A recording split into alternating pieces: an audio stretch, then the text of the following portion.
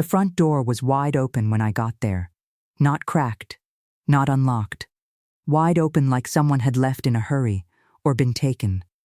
My mother's purse sat on the kitchen counter, her keys still inside. The kettle had burned dry on the stove, filling the house with that bitter metallic smell. And the worst part? Her slippers were still by the couch. My mother never went anywhere without those slippers. I remember standing there, frozen, my heart pounding so loud it felt like it might shake the walls. I called her name once, twice, then louder. Nothing. That was the moment I knew this wasn't wandering. This wasn't confusion. Something was very, very wrong. My mother, Eleanor, was 82 years old. She had moderate dementia, not severe enough to forget who we were, but enough to get confused about time, occasionally misplace things, or repeat stories. She still recognized me. She still laughed at old family jokes. She still called me every Sunday like clockwork. And she never left the house alone. Not since the last incident 6 months ago when she tried to walk to church at 9 p.m. and ended up 3 streets away, terrified and crying. After that, we had a system. Neighbors checked in. I called daily. And my brother Daniel, who lived just 20 minutes away, handled most of her day-to-day needs. At least, that's what I thought. I called him immediately. "She's gone," I said, my voice shaking. The door was open. "Her things are here." "Daniel, she's gone." There was a pause. Not a shocked pause. Not a panicked one. An annoyed one. "She probably wandered off again," he said flatly. "You always overreact. Overreact." I looked around the house again, the silence, the untouched purse, the cold coffee still in her mug. "No," I whispered. "This is different." He sighed, like I was interrupting his day. "Then call the police if you're so worried." I did. Those 3 days felt like 3 lifetimes. We searched everywhere, streets, parks, hospitals. I barely slept. Every time my phone buzzed, my chest tightened so hard I thought I'd collapse. Daniel barely showed up.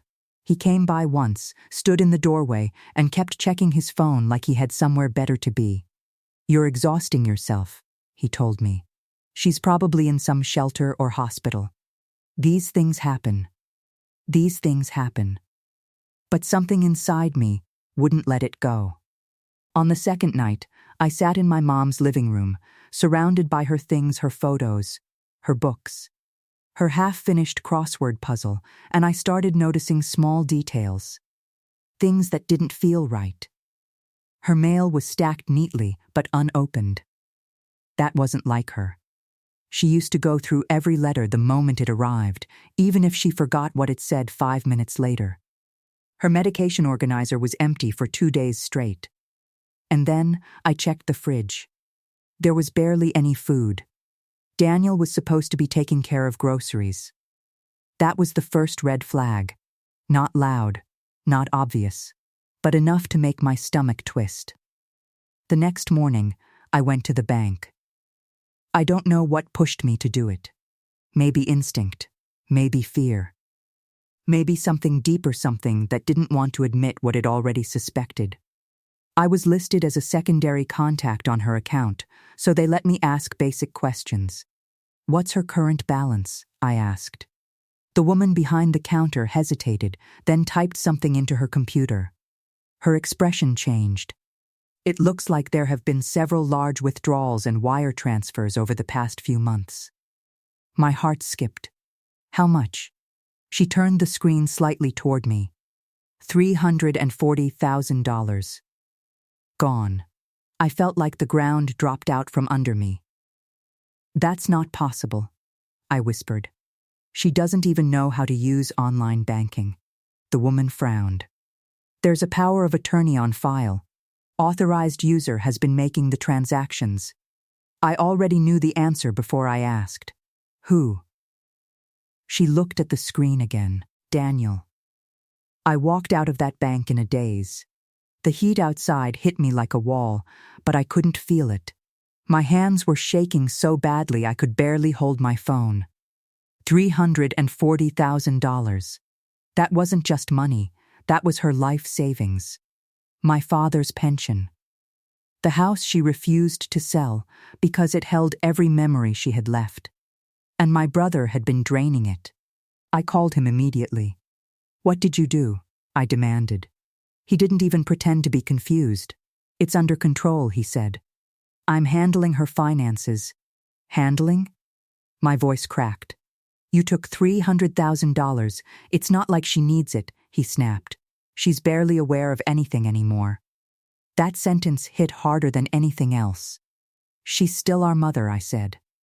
There was silence. Then he said something I will never forget. "Not really." That was when everything shifted. The next day, I hired a forensic accountant. I didn't tell Daniel. I didn't tell anyone. I just started digging. What we found over the next week felt like uncovering a second life, one my brother had been living right under our noses. Wire transfers to offshore accounts. Payments to online gambling sites. Cash withdrawals at odd hours, in different cities. He hadn't just taken the money. He had been bleeding her dry.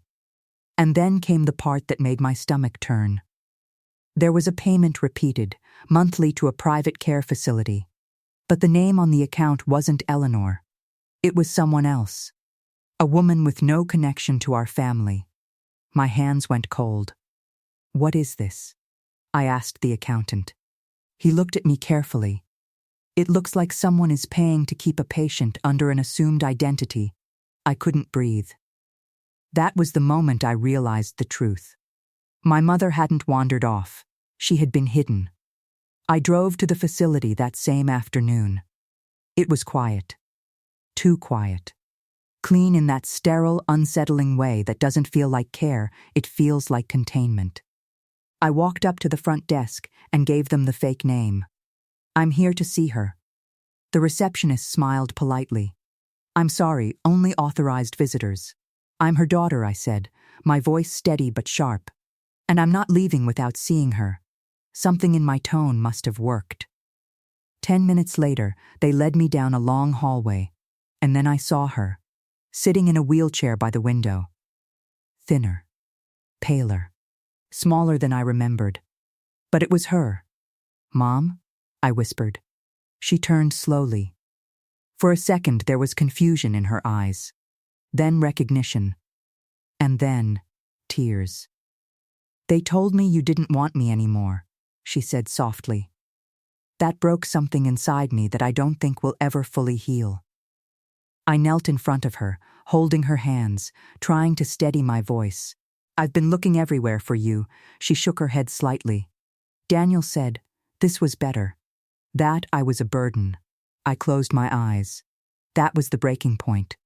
Not the money, not the lies. That.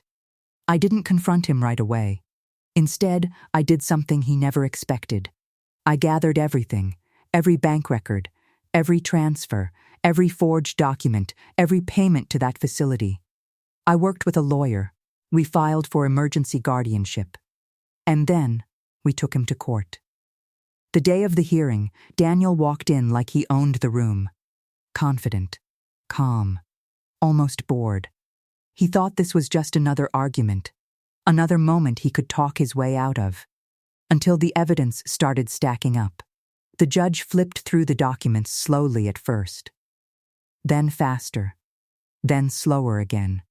You could feel the shift in the room. The tension, the disbelief. When the forensic accountant explained the full extent of the transactions, how the money had been siphoned, hidden, and spent, the courtroom went completely silent. Daniel's confidence started to crack. "It was for her care," he said quickly. "Everything I did was for her." My lawyer didn't even raise her voice. "Then why was she registered under a false name?" Silence. "And why did you tell her daughter she had wandered off, while billing her account monthly for confinement?" More silence. The judge looked up.